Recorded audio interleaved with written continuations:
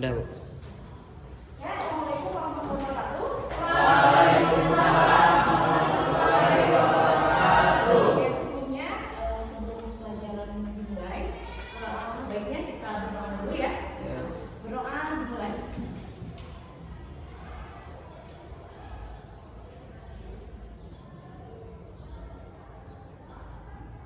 Selesai? Ya, gua absen dulu. Siapa yang nggak hadir? Hadir ya. Sakit. Gimana, masih semangat? Jadi PTM terbatas ya, minggu ke-6 ya. Mudah-mudahan makin kesini kalian motivasinya makin tinggi gitu ya. Sekarang jangan pas sip pagi, bu tunduk, sip siang tunduk pisan gitu ya, enggak ya. Jadi sok dari rumah ya, tingkatkan lagi motivasi pengen belajarnya gitu ya. Nah kemarin kita kan udah masuk di konsep wilayah dan kewilayahan ya di bab 1. Sekarang masuk ke bab 2 ya. Masuk ke pola keuangan desa dan kota. Kemudian sebelum masuk ke materi ya, tujuan pembelajaran ya. Tujuan pembelajaran yang Ibu harapkan ya, melalui kegiatan pembelajaran ini ada pendekatan kontekstual ya. Artinya jadi geografi itu bayangkan aja dengan kehidupan sehari-hari kalian gitu ya. Jadi nggak usah jauh-jauh ya gitu. Kemudian di sini ada metode blended learning juga ya, digunakan di mana kalian saat PTM terbatas, kemudian saat di luar kelas ya atau daring gitu ya, ada blending ya, jadi mix gitu.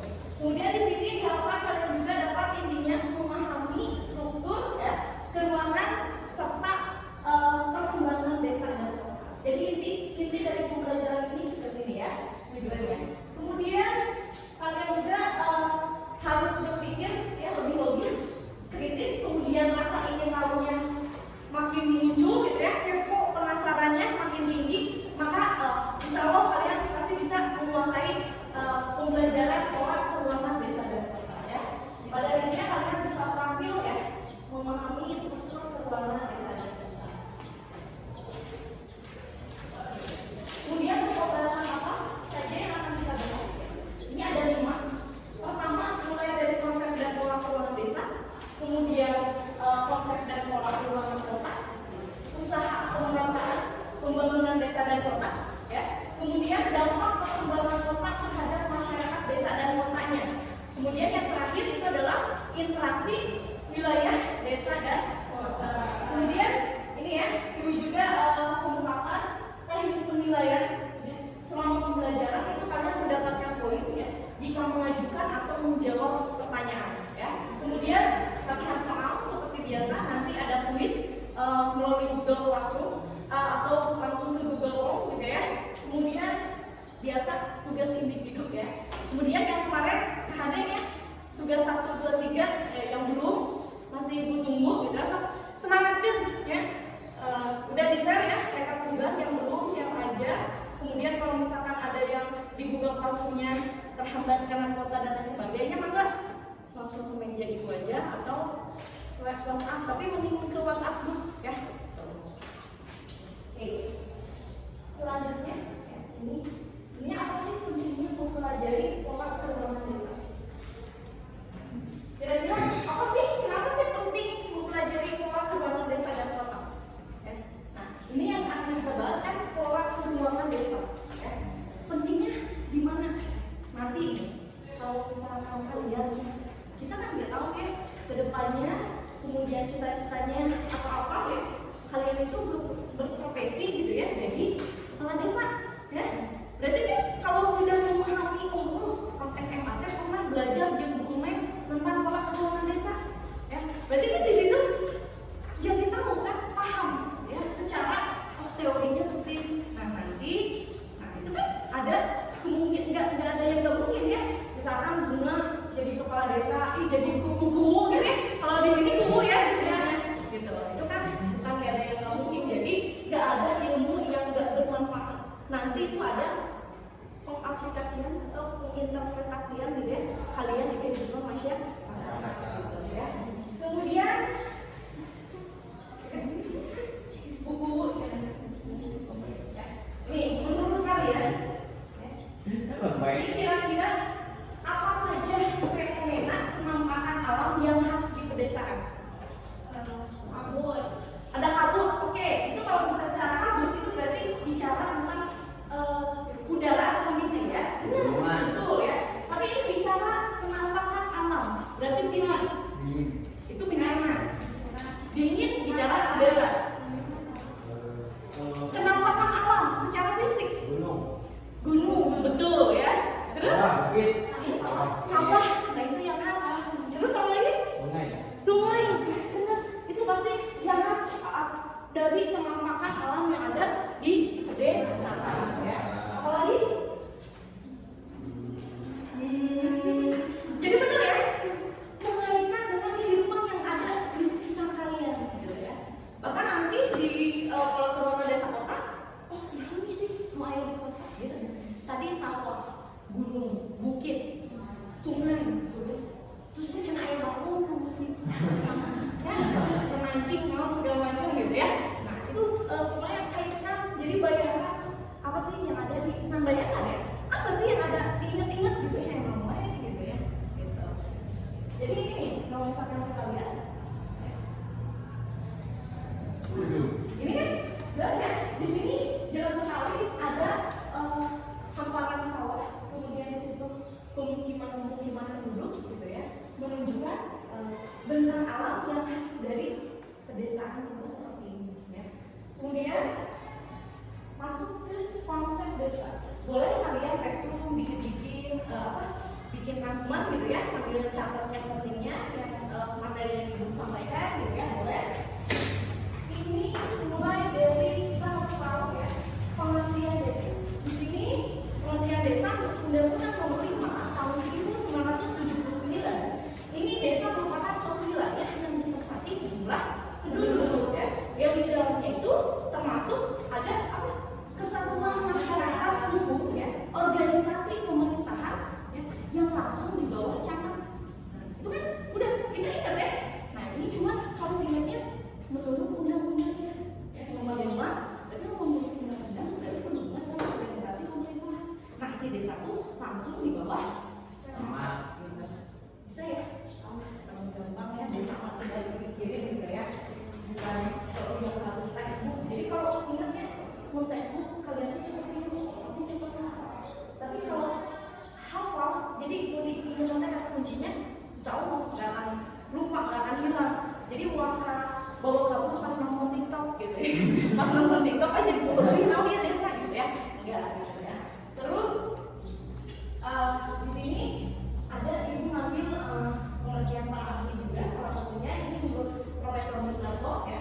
Desa merupakan ini suatu perwujudan, ya, geografis yang ditimbulkan oleh unsur-unsur fisiografis. Fisiografis di sini batuan, kemudian iklim, ya, tanah, ya, termasuk itu fisiografis. Ada sosialnya, ekonomi, ya, politik dan budaya, dan intinya harus ada hubungan timbal balik dengan daerah lain. Ya, itu menurut Profesor Bintang, bahwa desa itu harus ada hubungan dengan daerah lain, ya. Kemudian unsur-unsur desanya ini ada 3, ya. Sama ini juga menurut Profesor Bintang. Pertama ini wilayah atau daerah.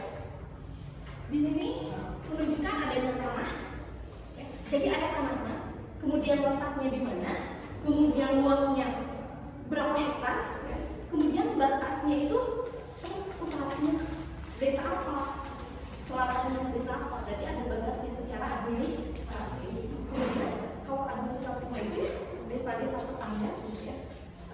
Kalau secara geografis batasnya itu apa kira-kira? Ada yang menunjukkan bahwa desa A dengan desa B perbatasannya apa? Jembatan, betul, ya. Jembatan itu menunjukkan adanya apa? Perbatasan atau apa sih? Masih pakai air jembatan, gitu. Ada? Benar, apa? Kalau ada jembatan pasti ada sungai. Nah itu, ya, secara geografis mayoritas, tapi nggak semuanya. Yang namanya batas, ya, perbatasan desa dengan desa atau wilayah dengan wilayah satu dengan wilayah lain itu biasanya adalah sungai, jadi batas geografisnya ya. Kemudian bentukannya ya, topografi dalam artian bentukan lahannya seperti apa ya, itu datar, kan ada daerahnya ya, itu unsur desa. Kemudian yang kedua itu penduduknya, jadi ada penduduknya, jumlahnya seperti berapa banyak gitu ya, kepadatan penduduknya, kemudian persebaran serta dikaitkan dengan aktivitas penduduk atau mata pencaharian. Jadi, nah ini ya misalkan kita lihat penduduk, bahasa istilah lainnya kalau bicara kependudukan ada yang tahu? Jumlah, angka kelahiran, angka kematian, itu istilah lainnya apa? Aspek apa? Bicara kependudukan? Demografis ya. Jadi kalau kita bicara penduduk, jumlah ya, jumlah penduduk, banyaknya bicara kuantitas atau kualitas, itu bicara demografis. Kalau kuantitas angka ya, angka kelahiran, angka kematian. Kalau bicara kualitasnya, pendidikan, kesehatan, masuk angka harapan hidup. Meskipun angka itu istilahnya angka gitu ya, menunjukkan kuantitasnya, tetapi kalau bicara angka harapan hidup kan itu usia rata-rata masyarakat Indonesia itu hidup sampai berapa tahun? Berarti itu bicara ya. Kemudian tata kehidupan. Jadi harus ada tata kehidupannya ya. Jadi harus ada organisasi sosial yang termasuk di dalamnya gitu ya. Nah, kalau kita lihat sifat gotong royong, kalau di kalian bahasanya apa sih kalau mau ngebangun rumah? Di lembur Muli. apa sih kalau bangun rumah? Ngaruh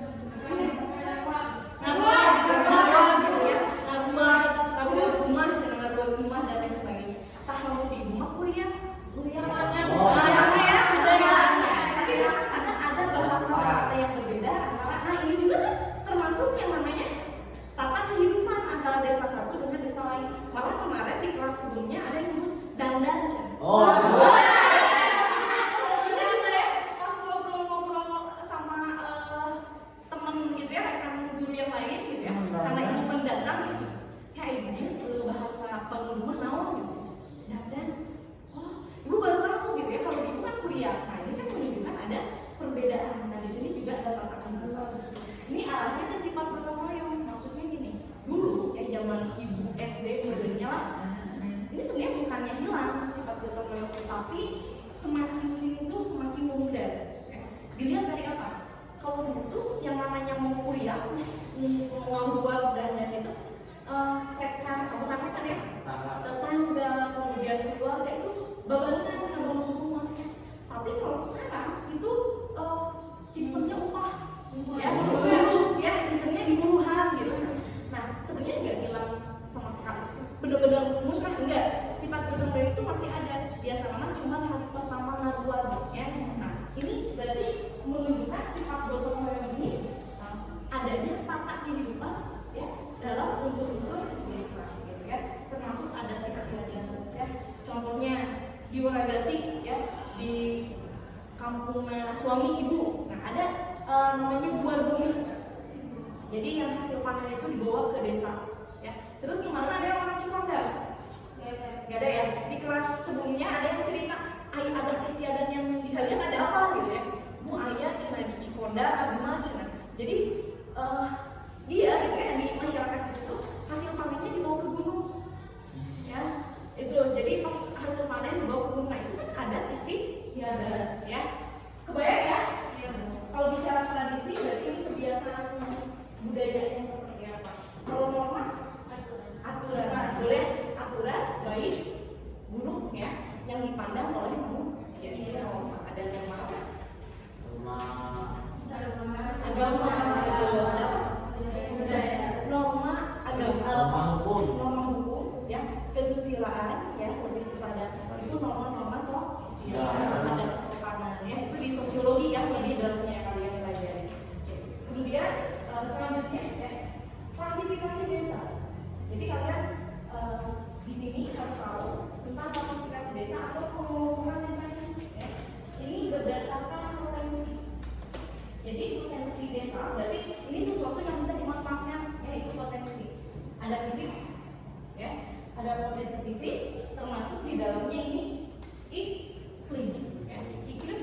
secara luas ya. Indonesia kan iklimnya tropis ya. Orang-orang di subtropis atau iklim dingin gitu ya, banyak berwisata ke Bali. Mereka mencari daerah yang panas ya. Tapi misalkan yang orang yang daerah panas seperti kita, tropis gitu ya, pasti kalau niisnya bahasa Korea itu pasti nyari ke udara yang sejuk ya gitu. Nah, sejuk gitu ya. Nah, kalau misalkan dicari gitu ya, sekarang tuh trennya kalau ibunya zaman ibu SMA tuh refreshing. Kalian tuh sekarang ada tren lain saat kita apa? Holiday, kalau holiday liburan sama lah ya. Ada apa? Sunmori gitu ya, apa segala macam. Ada sekarang yang lagi hit gitu ya. Trennya itu kalau misalkan refreshing itu ada bahasa lain itu self healing gitu ya. Itu karena apa? Ya namanya juga di sini kan ada teknologi, kalian bermain sosial media itu penting, tapi jangan terlalu berlebihan. Jadi tahu mana saatnya kalian belajar ya, dan ya saat kalian istilah kewajiban sebagai pelajar ya. Boleh ditulis sedikit-sedikit. Nah berarti kalau misalkan udaranya sejuk, ini kan kita nyari tempat yang dingin gitu ya. Nah ini bisa menjadi potensi suatu desa tersebut. Jadi apa? Objek wisata karena tempatnya enak buat ngis gitu ya. Di ke sama tuh ya, ke atas sama Rumah Putih gitu ya. Gue pernah sekali jalan-jalan ya, kan tempatnya pesawat, terus ada kopi alun dan lain sebagainya gitu ya. Itu kan berarti wisata dari udara sejuk tadi ya bisa dijadikan objek wisata. Di sini bisa jadi potensi suatu bisa ya. Jadi potensi tuh tidak itu. Kemudian lahan, bicara lahan. Kalau lahan pertanian yang subur, berarti kan itu hasil panennya melimpah. Nah ini bisa menjadi potensi suatu desa tersebut. Beda dengan lahan yang besar. Kemudian yang ketiga, flora dan fauna, di mana ini keanekaragaman ya, hayati dan ya tumbuh-tumbuhan dan hewan ya, ini yang harus dijaga. Ini bisa menjadi potensi juga. Kemudian potensi misi yang terakhir itu sumber daya air ya. Pasti yang memiliki daerah yang memiliki sumber daya air melimpah pasti lebih ramai dan lebih mudah untuk dikembangkan dibandingkan dengan daerah yang minim ya sumber daya airnya gitu. Saya dipahami mulai dari potensi fisik. Nah ini ada potensi fisik, ada potensi non fisik secara lembaga, organisasi, aparatur dan masyarakat desa. Kayak tadi aja masyarakat desa yang kreatif, yang inovatif, ya bisa dibikin sedemikian rupa jadi objek wisata. Berarti di sini bisa meningkatkan sektor ekonomi, mensejahterakan masyarakatnya. Ya. Karena apa sih masyarakat desanya kreatif? Nah, ada yang baru wisata di salah lubang mana? Oh iya, ya itu situ Sahau kalau nggak salah ya. Aku pernah sedikit membaca. Kenapa? Karena kemarin kelas 12 yang kemarin itu bimbingan karya tulisnya mengangkat tentang objek wisata Sahau dan waktu itu belum dibuka. Nah di situ kan dimunculkan bagaimana marketing atau promosi pemasaran dari objek wisata itu. Jadi ini menunjukkan masyarakat desanya, aparatur desanya gitu ya. Berarti si sumber daya manusianya memiliki potensi dan pada akhirnya bisa mengembangkan objek wisata. Bisa ya? Selanjutnya ini berdasarkan tingkat perkembangan. Jadi klasifikasi desa berdasarkan tingkat perkembangan ini pertama desa tradisional. Ini kira-kira kalau tradisional apa sih yang khas dari apa sih yang kalian pikirkan dari desa tradisional? Rumahnya masih tradisional ya. Makanannya pokoknya yang khas-khas gitu ya. Terus apa lagi? Ciri-cirinya tradisinya kuat, berarti berhubungan dengan apa? Ada istiadat. Kehidupannya masih terikat oleh adat istiadat. Ada yang tahu salah satu atau contoh kampung atau suku ya di Jawa Barat dan termasuk Banten sih sebenarnya, masuknya Banten sekarang ya. Ini yang masih memegang adat istiadat atau tradisinya itu gimana? Dayak ya Badul ya di Badul. Ini kan salah satu contoh dari desa tradisional di mana suku ini ya. Kemudian ada desanya salah satu yang ibu ingat itu Cibeo ya.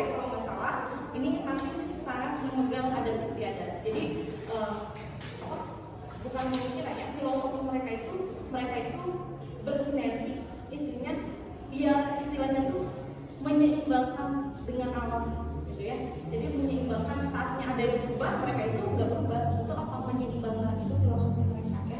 Jadi masih memegang adat istiadat dengan ya para leluhur. Kemudian ini lembaganya ya, organisasi pemerintahnya masih sederhana. Kemudian tingkat pendidikannya ya, masyarakat masih muda gitu ya.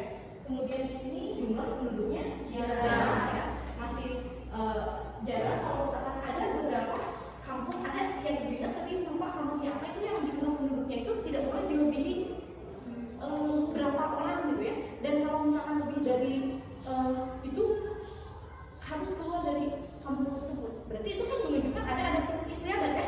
Nah, minggu depan Ibu share sedikit video pendek ya tentang desa-desa tradisional. Kemudian di sini ada kegiatan penduduknya ya, dipengaruhi orang awam. Jadi aktivitas atau mata pencariannya itu berladang dan yaitu yang di desa tradisional. Kemudian ya lokasinya terkecilnya jauh di mana gitu. Kemudian sebagian besar penduduknya bertani ya, karena kegiatan penduduk itu dipengaruhi oleh kemudian kegiatan ekonomi itu hanya untuk ditujukan untuk kebutuhan sendiri. Jadi enggak menjual atau bisa memproduksi untuk dijual keluar desa atau keluar daerah lain ya. Ini ciri dari desa tradisional. Kemudian ada desa swakarya ya. Kalau di sini swakarya sudah mengalami perubahan ya, ada istiadatnya, jadi mulai ditinggalkan budaya ini swakarya. Kemudian lembaga pemerintahan desa mulai berkembang dengan baik ya.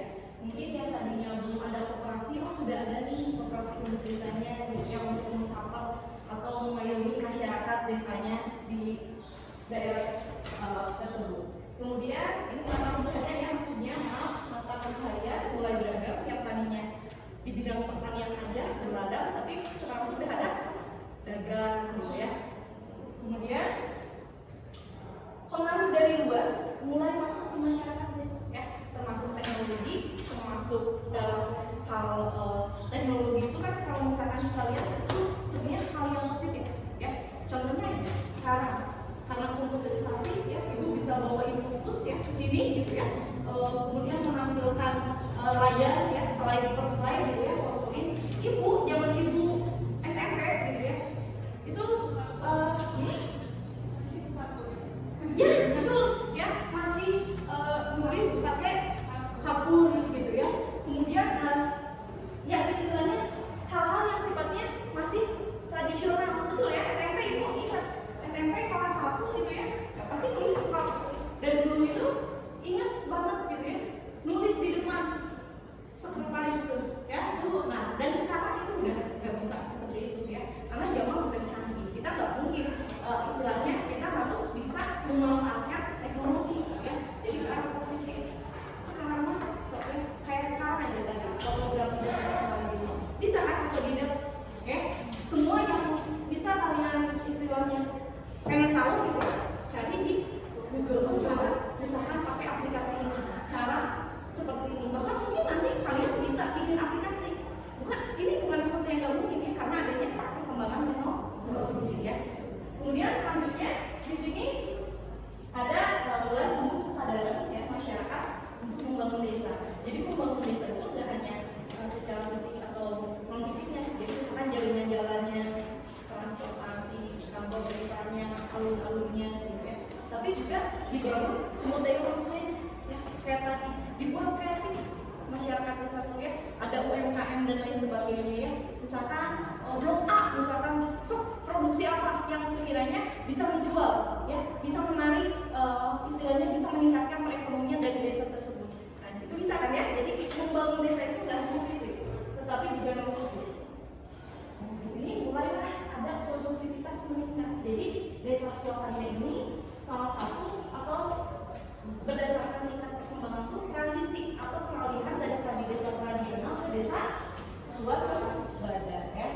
Kalau di sini swasembada adat istiadat itu sudah tidak meningkat penduduk lagi ya. Kemudian tingkat pendidikan dan keterampilan di sini penduduknya tinggi ya, lulusan perguruan tinggi SMA gitu ya, ini sudah meningkat. Kemudian lokasi desa ini biasanya di sekitar ibu kota atau pinggiran kota, ya. Ini lokasinya, jadi tidak jauh kemana-mana gitu, ya. Kemudian semua keperluan hidup pokok desa dapat disediakan oleh desa tersebut, ya. Pokoknya semua kebutuhan jadi nggak usah jauh-jauh, gitu, ya.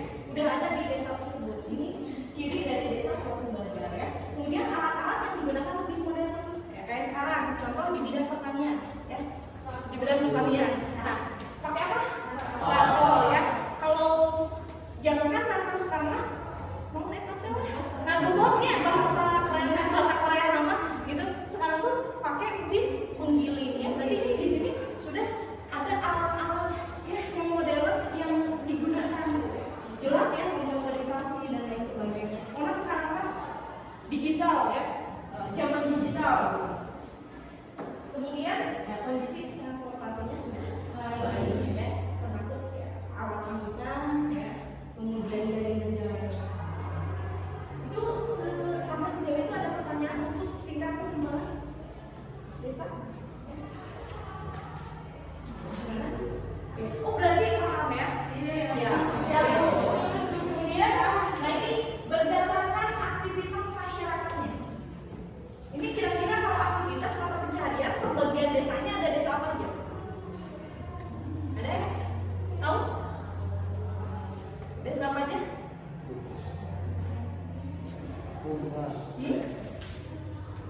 Kalau di pesisir pantai? Nelayan, ya. Nah, ini contohnya berdasarkan aktivitas itu pembagiannya desa nelayan. Kemudian kalau pertanian, agraris, ya, bunga, ya. Tapi industri, kalau maritim itu lebih kepada kepulauan, ya, kepulauan, ya. Jadi ada tiga, ada nelayan, agraris, dan industri. Ilustrasinya di desa nelayan, ya, di pesisir pantai, kemudian agraris, di bidang pertanian dan perkebunan, ya. Kemudian ini industri, jadi kerajinan, ya, kerajinan tangan, ya. Ini kalau misalkan lihat desa industri itu sih juga pernah jalan-jalan ke Cikijing, ya. Itu teh industri apa sih? Banyaknya tuh makanannya kayak keripik, apa-apa Cikijing tuh. Nah, itu kan salah satu contoh dari desa industri, ya. Kalau Cikijing tuh tapi desanya aku lupa, adalah, ya. Kalian jalan-jalan ke situ itu banyaknya sentra industri makanan. Kemudian pola pemukiman desa. Kalau bicara pola itu apa sih? Pola pikir. Bicara pola itu bicara apa? Polanya seperti ini. Bicara pola. Bentuk pola itu kecenderungan bentuk suatu objek. Nah, ini kita bicara pola pemukiman desa. Ini ada pola pemukiman usaha, ya. Kemudian ada melingkar. Ini suka tukar, ya. Kalau pusat terkonsentrasi di wilayah tersebut, ya, bahasa Korea namanya ini, ya. Jadi terkonsentrasi itu biasanya yang memiliki sumber daya air yang tinggi, ya. Jadi di situ semua. Kalau melingkar itu mengelilingi fasilitas tertentu, contohnya masjid, ya, misalkan pusat keagamaan. Nah, ini yang melingkar. Kemudian ada yang memanjang. Kalau memanjang itu mengikuti apa sih biasanya? Sungai, ya betul, ya. Siapa namanya nih? Ervan, ya. Memanjang, ya, atau linear, ya. Itu contohnya sungai. Dan ada satu lagi kalau mengikuti apa? Kalau memanjang tuh jalan raya. Jadi memanjang atau linear itu mengikuti jalan raya atau alur sungai. Kemudian ini biasanya menyebar karena dia itu tempatnya, bentuk lahannya atau topografisnya itu kayak ada yang curam, kemudian ya bergelombang gitu, ya. Yang curam, landang, datar. Nah, ini biasanya menyebarkan. Ini contohnya, ya. Ini pusat, kelihatan ya pusat. Jadi terkonsentrasi di tempat, di suatu tempat tertentu. Ini biasanya sumber dayanya. Ini melingkar, ya. Ini kalau dilihat maka ada masjid di tengahnya. Misalnya kelihatan melingkar, ya. Kemudian, nah ini memanjang, kalau ini mengikuti jalan raya linear. Kemudian menyebar, nah ini mencong-mencong, ya, terpencar karena mengikuti atau topografinya. Jadi kan kalau misalkan pemilihan daerahnya itu kan rawan longsor, berarti mencari daerah yang datar, ya. Sejauh ini ada pertanyaan? Bisa ya dipahami ya? Kemudian yang terakhir ya, fungsi desa sebagai hinterland kota. Ya. Hinterland ini artinya mendukung, menyokong. Jadi desa itu berfungsi untuk mendukung kehidupan di kota. Kira-kira apa? Penyediaan makanan pokok. Betul ya, menyediakan makanan pokok. Satu lagi? Apalagi selain menyediakan makanan pokok? Ada? Lagi? Banyak. Banyak ya. Bicara dari tadi wisata ya. Menyediakan atau menjadi tempat wisata ya. Dari tadi kalau misalkan disimpulkan, kemudian industri juga ya, industri kecil ya. Nah itu kalau ditanya fungsi desa sebagai lingkungan kota, ini sumber bahan pangan, kemudian penghasil bahan mentah. Ini kursi meja dari apa? Kayu. Kan pepohonan itu dari desa. Dari sini penghasil bahan mentah. Ya.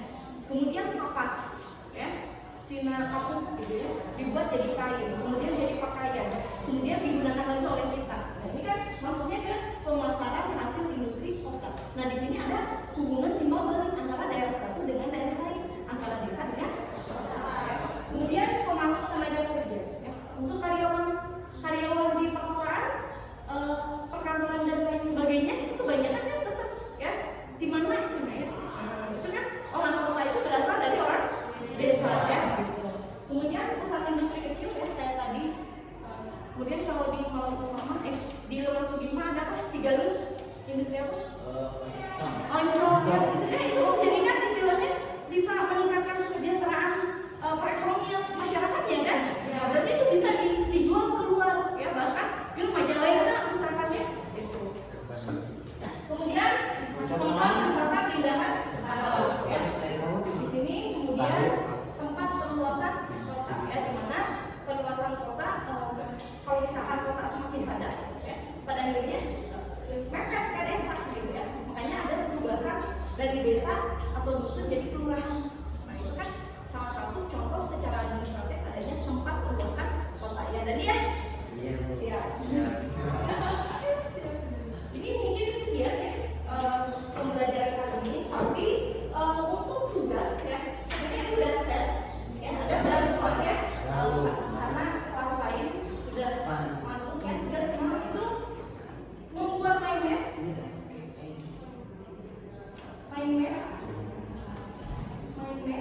ya, atau peta konsep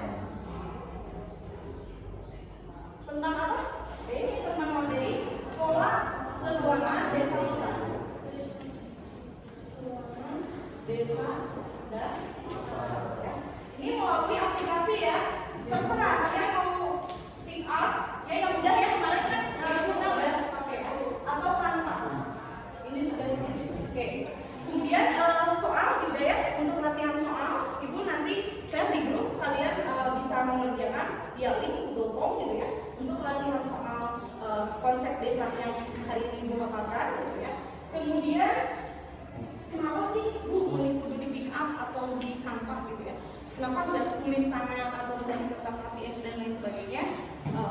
Jadi gini ya, kalau misalkan ibu berharapnya kalian bisa meneruskan kuliahnya semuanya gitu ya, tingkat pendidikannya berarti semakin tinggi gitu ya, keterampilannya berarti meningkat.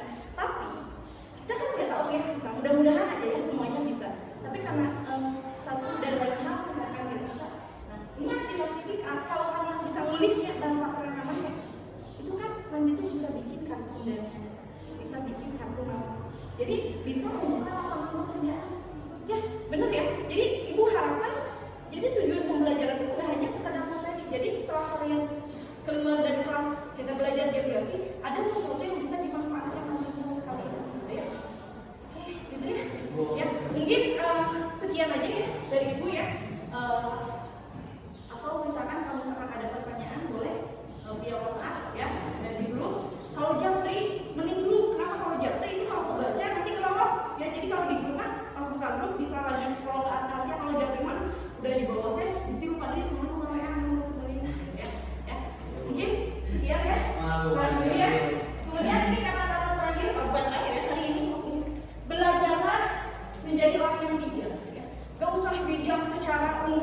ya, umum dalam arti yang luas gitu ya, bijak kumaha gitu ya. Kalian bijak aja dalam manajemen waktu. Sekiranya misalkan TikTok bukannya apa ya, boleh, tapi ada waktunya. Soalnya apa? Alamak itu. Kalau udah di depan TikTok saja, nah itulah dalam artian boleh refreshing, self healing nanti gitu ya, self healing ya. Tapi ada waktunya. Makanya mana prioritas kalian sekarang kelas 12 gitu ya, ke depannya mau seperti apa gitu ya. Berarti dari sekarang mumpung ada waktu ya, insya Allah di kelas ataupun apapun itu ya, dari guru-guru yang lain gitu ya, pasti ada yakin ilmu yang bermanfaat yang nantinya buat kalian ke depan gitu ya. Oke, mungkin sekian ya pertemuan kali ini ya.